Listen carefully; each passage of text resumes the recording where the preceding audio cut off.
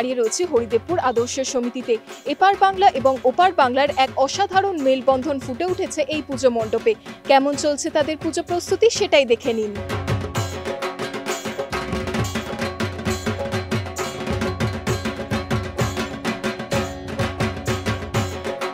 প্রত্যেক বছর যে পুজোটা এখানে করি আমরা থিম করি, কিন্তু যে থিমটা মানুষের গ্রহণযোগ্য সেই থিম করি এবং মানুষ যাতে উপভোগ করতে পারে সেই ধরনেরই থিম করা হয়। এবছর আমরা বিভিন্ন থিম ভাবতে ভাবতে তখন আমি বাংলাদেশের ব্যাপারটা একটু সবাই কাছেই একটু যেন একটু কুণ্ঠিত থাকে, কারণ বিশেষ করে আমরা যারা বাঙালির লোক, যারা ধরুন ঢাকায় লোক, আমরা যারা বাংলাদেশের লোক, তা আমরা চিন্তা করেছিলাম এবার এই 56 বছরে বাংলাদেশ আর পশ্চিমবঙ্গ যেহেতু দুটোই বাংলা এবং রবীন্দ্রনাথকে মাঝখানে রেখে রবীন্দ্রনাথের ওপরে তার যে জাতীয় সঙ্গীত, যেটা দুই দেশেরই মিলন বন্ধন, যেটা বাংলার এপার বাংলা ওপার বাংলার যে মিলন বন্ধন, আমরা সবাই যখন নাকি পুজো করি, মা যেদিন চলে যায় দশমীর দিন, ইছামতি নদীতে যে ওই যে মায়ের যে বিসর্জনটা, এটা একটা খুব সাংঘাতিক জিনিস। সেটাকেও আমরা মাথায় চিন্তা ভাবনা করে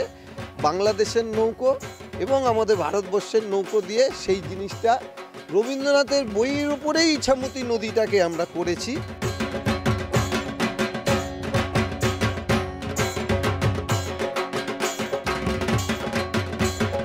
আমরা এখানে কাঁটাতারের বেড়া দিয়েছি, যেমন বাংলাদেশের নৌকোর কথা বললাম, ভারতের আমাদের নৌকোর কথা বললাম, সেগুলো সমস্ত কিছু যতটা পেরেছি আমরা এখানে ধান চাষ করেছি, ধানের গোলা করেছি, তাদের জীবনযাপনটা দেখিয়েছি। তারপরে আপনার ধরুন এখান থেকে বাংলাদেশে তাদের যে আমরা যতটা ইছামতি নদীর থেকে দূরের থেকে যতটা দেখতে পাই সেই জায়গাটা, সেটাকেও তুলে ধরেছি আমরা এইখানে।